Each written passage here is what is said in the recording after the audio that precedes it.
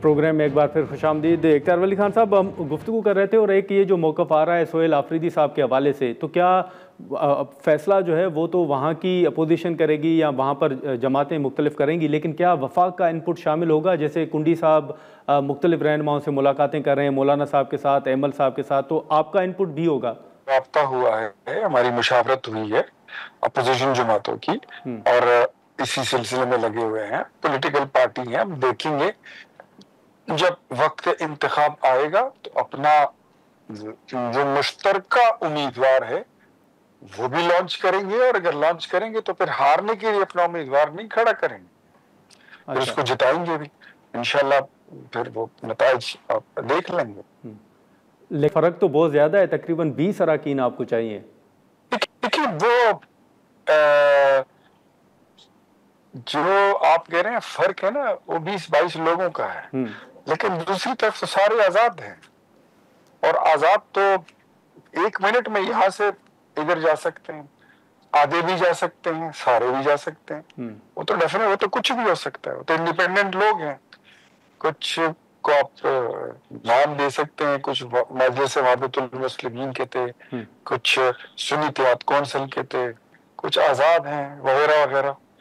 تو وہ اگر اپنی لائلٹی چینج کرتے ہیں، اپنی ضمیر کی آواز پہ آتے ہیں، ضمیر کی آواز سے مجھے عمران خان صاحب بڑے یاد آتے ہیں، وہ لوگوں کے بندے ہوئے ممبرز کو توڑ کے نا، ہمارے اپنے بندوں کو توڑ کے مسلم لیگ نے کہتے جی یہ ضمیر کی آواز پر یہ تو یہ چلا گیا ہے اور ہمارے ساتھ تاکہ ملا ہے پاکستان کے لیے، تو وہ تو ضمیر کی آواز تو کبھی بھی ہو سکتی ہے۔ یہ معاملہ کیا ہے کہ جو کنڈی صاحب کو استعفیٰ بھیجا گیا ہے گورنر صاحب کو، گنڈا پور صاحب نے، وہ ابھی تک موصول نہیں ہوا، یہ کیا معاملہ ہے؟ جو وزیر اعلیٰ کا یہ ایک سرکاری ڈاکومنٹ ہوتی ہے، اس کے جانے کا اپنا ایک ڈو کورس ایک پروسیجر ہوتا ہے، ٹھیک ہے، وہ پروسیجر شاید اڈاپٹ نہیں کیا گیا۔ اچھا، ایک فارمل ہوتا ہے، ایک انفارمل ہوتا ہے، جو ان کا استعفیٰ آیا ہے وہ شاید انفارمل طریقے سے آیا ہے، وہ باقاعدہ پروسیجر اڈاپٹ کر کے گورنر ہاؤس نہیں بھیجا گیا۔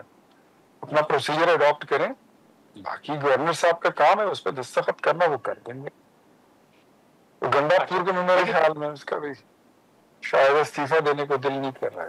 اچھا، لیکن سر پی ٹی آئی سے ہٹ کے ذرا بتائیے گا کہ یہ جو پیپلز پارٹی اور مسلم لیگ نون کے درمیان اختلافات تھے، پھر زرداری صاحب کے ساتھ ملاقات ہوئی، پی ایم صاحب نے رابطہ کیا بلاول صاحب کے ساتھ، کہا گیا کہ سیز فائر ہو گیا ہے، لیکن پیپلز پارٹی نے تو سینیٹ کا بائیکاٹ کیا ہے، کل انہوں نے اجلاس میں شرکت نہیں کی۔ خیر ہے جی، کوئی نہیں، بائیکاٹ شرکت بھی ہوتے ہیں، احتجاج بھی ہوتا ہے، لفظی گولہ باری بھی ہوتی ہے، یہ ساری چیزیں ہو جاتی ہیں، لیکن اللہ سلامت رکھے دونوں پارٹی کے لیڈرشپ کو۔ یہ پاکستان کا قومی اثاثہ ہے، جب جب بھی مشکل آئے گی انہوں نے ہی پاکستان کو بچانا ہے۔ کسی نے اپنی عمریں جو ہے جوانیاں جیلوں میں گزار دی، جلا وطنیوں میں گزار دی، کسی نے اپنے جوانوں کو اور اپنے لیڈروں کو لہد میں اتار دیا، خون میں لت پت کر کے۔ تو اللہ سلامت رکھے ایسی قیادتوں کو، یہ ہیں اور پاکستان کی سلامتی کے ضامن لوگ ہیں۔ میں سمجھتا ہوں کہ پولیٹیکل قوتوں کو کبھی کمزور نہیں ہونا چاہیے، کمزور ہوتے ہیں تو اس میں ہاں اختلاف رائے بھی ہوتا ہے، بیان بازی بھی ہوتی ہے، کبھی کبھی تھوڑی سی گرم بھی ہو جاتی ہے۔ تو میں اکثر ان دوستوں کو ٹی وی پہ کہتا تھا کہ میرے بیان سے نہ یہ اتحاد بنا تھا، نہ میرے مخالف بیانات سے یہ اتحاد ٹوٹے گا۔ جو اتحاد محترم قائد محترم نواز شریف صاحب نے بنایا ہو، آصف علی زرداری صاحب نے بنایا ہو، بلاول بھٹو صاحب نے بنایا ہو، اور ساتھ میں وزیر اعظم شہباز صاحب نے بنایا ہو، اس میں مریم نواز کی ان پٹ شامل ہو، اس اتحاد کو جو ہے تو وہ سیکنڈ ٹیئر اور تھرڈ ٹیئر کی لیڈرشپ کے بیانات سے تو توڑا نہیں جا سکتا، وہ ٹوٹتا نہیں ہے۔ ہاں چیزیں اوپر نیچے ہو جاتی ہیں تھوڑی دیر کے لیے، بٹ کین بی ریکٹیفائڈ، اور ہو گئی۔ اچھا سر، آخر میں مختصراً یہ ہے کہ جو اسپیکر صاحب نے پی ٹی آئی کے ساتھ مذاکرات کے حوالے سے کمیٹی بنائی تھی، کیا آپ دوبارہ اس کمیٹی کو فعال ہوتے ہوئے دیکھ رہے ہیں؟ کوئی بات چیت آگے دیکھ رہے ہیں کہ ہو؟ جو اسپیکر صاحب نے، ایاز صادق صاحب نے کمیٹی بنائی تھی، نادر گرمانی صاحب، وہ ابھی تک انٹیکٹ ہے۔ کمیٹی کس سے بات کرے؟ پاکستان تحریک انصاف میں تو ان کے وزیر اعلیٰ کے پاس بھی اختیار نہیں ہوتا، جتنا اختیار تھا ہم آپ کو کہتے تھے نا کہ علی امین کے پاس کتنا اختیار ہے، آپ نے دیکھ لیا۔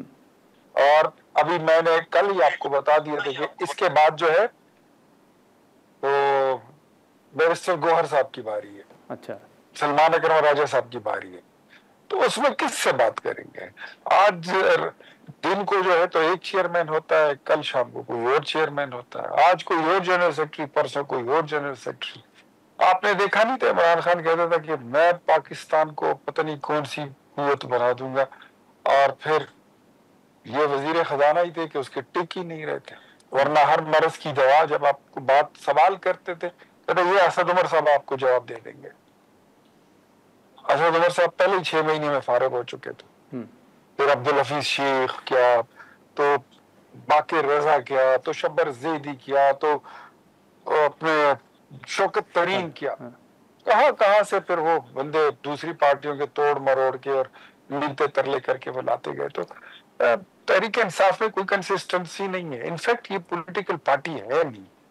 जिस पार्टी का बयानिया, मतलब अब आप हमसे पूछें, हमारी क़ियादत नैरेटिव बनाती है, वो सेकंड टियर तक जाती है, वहां से थर्ड टियर तक जाती है, वहां से सोशल मीडिया तक जाती है, लेकिन ठीक है, पाकिस्तान तहरीक इंसाफ या इमरान खान का बयानिया जो है उनकी सोशल मीडिया डिसाइड करती है। ठीक है, ये बंदा होगा, ये नहीं होगा, वो नहीं होगा। वो इतने उसके मतलब ये आप इमेजिन करें कि कितने मैच्योर डिसीजन है वहां पे लिए जाते हैं। 2 औरतों की लड़ाई में बेचारा रगड़ा गया है। मेरी वालदा, उसके साथ कोई हमदर्दी नहीं है, मेरे साथ कोई अच्छे टर्म ज्यादा थे नहीं, लेकिन मैं आपको बताऊं कि 2 खवातीन की लड़ाई में, 2 औरतों की लड़ाई में अली अमीन रगड़ा गया है। पहले वो बुशरा बीबी को नापसंद था, कुछ पैसों का लेन देन भी था कि यहाँ से पूरी उगराई उनको नहीं मिलती थी बुशरा बीबी को, कि आप ज्यादा कमा रहे हैं हमें कम दे रहे हैं। और फिर अलीमा खान की भी इन्हीं बातों पे उनके साथ लड़ाई हो गई थी। अच्छा, तीसरी औरत भी एक डालते हैं, उसका नाम मशाल यूसुफजई है। तो ये 3 खवातीन ने मिल के इतने बड़े जवान को रगड़ डाला, फर्क कर दिया। ठीक है इख्तियार वली खान साहब, बहुत शुक्रिया आपका वक्त निकालने का। नाज़रीन, गुफ्तगू आपने सुनी। हम यहाँ पर एक मुख्तसर सा ब्रेक लेते हैं और ब्रेक के बाद PTI का मौक़िफ़ जानने की कोशिश करते हैं।